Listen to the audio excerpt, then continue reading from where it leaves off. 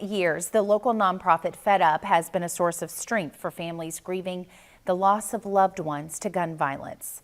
And as they prepare to mark this milestone, they continue to provide hope and healing to those in need. Yes, and WDBJ7's Layla Mitchell joins us live in the studio with more. Layla, this organization, I know, really a godsend for a lot of folks. Yeah, Jean and Melissa, FedUp was created by a small group of women who all shared the same tragic experience, losing someone they loved from gun violence. And they tell me over the years their mission has only grown stronger. And today I spoke with a mother who says FedUp saved her life after she lost her son, Antonio Jones. Antonio Jones was in the prime of his life when he was tragically shot in 2010. He survived but lived as a quadriplegic for 12 years, paralyzed, unable to move from his neck down. Complications from his injuries took his life in 2022. I just definitely couldn't imagine it. It was the worst day of my life. The worst day, to get that phone call that your child is been shot and he's laying there. Antonio was his mom's whole world. He was definitely my rock. He was my best friend. He was somebody that I can count on. And now I don't have that. So I miss him. When Antonio passed, Stephanie Jones says she felt lost. She says the grief took over and she started to experience health issues. She was stuck without knowing where to turn or how to pull herself out of the deep grief. That's when she found FedUp. I just decided to get up and get motivated. I felt like some life was in me.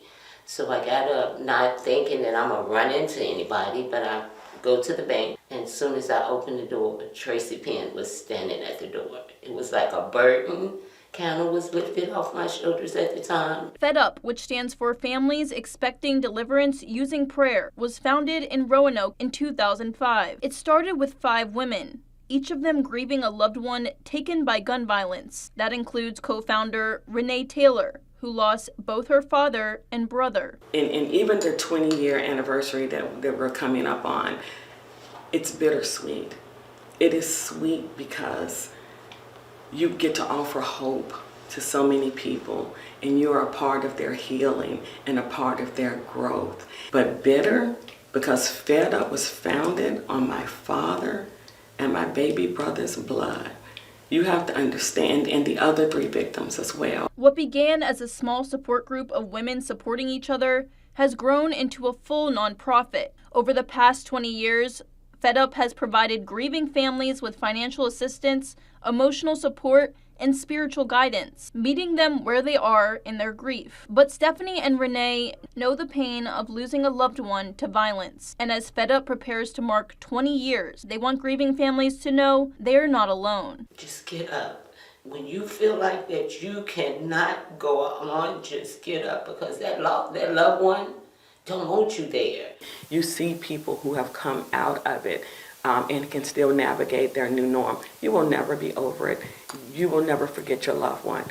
And you need to hear that it's okay to not be okay.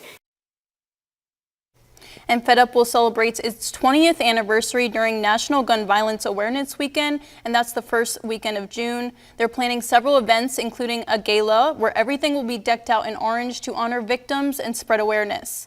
And Melissa, Jean, anyone who lost a loved one to gun violence and needs support, FedUp welcomes them with open arms. Incredible to hear that woman's story with tears just streaming down her face. Yeah. A testimony of like, it was so hard, but once she, as she said, got motivated and found help, it's changed the game. So, and now she's leading groups too. Yeah, I just hope some people see this story, Layla, and will come forward and join this amazing organization. Yeah, agree. Thanks, Layla.